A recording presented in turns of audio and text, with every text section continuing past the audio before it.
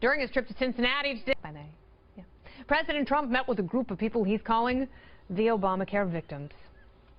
Everybody was happy. Then came Obamacare, and now they have fewer choices. Premiums are 150% higher. It's amazing.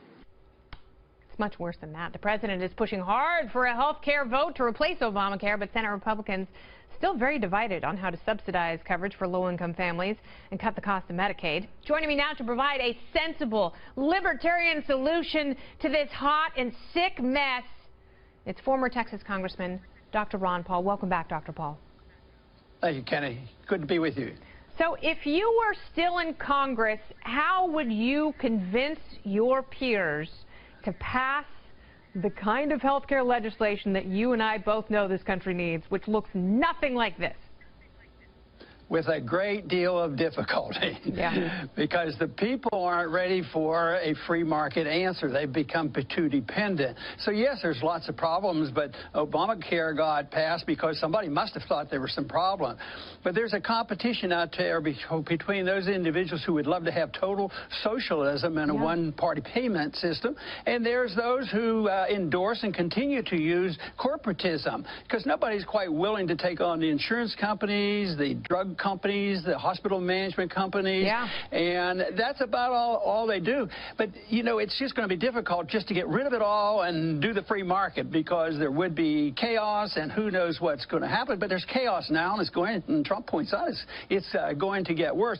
But what they could do, and they could have done a while ago, as soon as they got into office, the Republicans could have passed something, well, let's just remove the mandate. Let's just get rid of the mandate. Well, let's do something for the insurance company where there's a little bit of more availability for insurance. Let people get together and get their insurance. Then look at the tax code and why they force everybody to get their insurance through their employee. That's been the biggest problem. So we don't have an insurance system. We've destroyed the concept of insurance, and that is a big problem. So the marketplace, I'm still convinced, could work if we allowed it to work, and right now we're not on the verge of it. So there would be difficulty, because I would have to convince the people that it's better to have a society that's free and free markets, and try to convince them that they deliver cell phones and TVs cheaper every year, and you get good quality.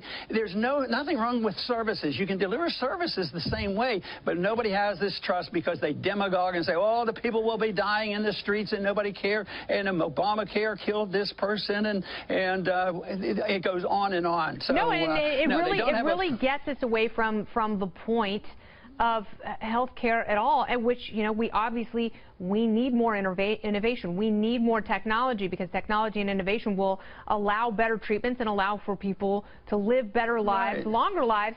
Do you think there's a Republican Party left anymore? Because it seems like there's so many disparate opinions within the party that it would almost be impossible to have a logical conversation with some of these people who they may not be in favor of single payer per se, but they certainly are in favor of a watered-down socialist version of health care. No, and I think the answer to your question, is there much left of the party? No, they're complaining as much about what's going on now as the Democrats are. So there's really three parties going on. And your issue about technology, there's a lot of technology should be driving prices down. That's what it does in other fields. But it doesn't do this. Is one place is where the prices go up, and because you get reimbursed by third parties, and they're forced to do it.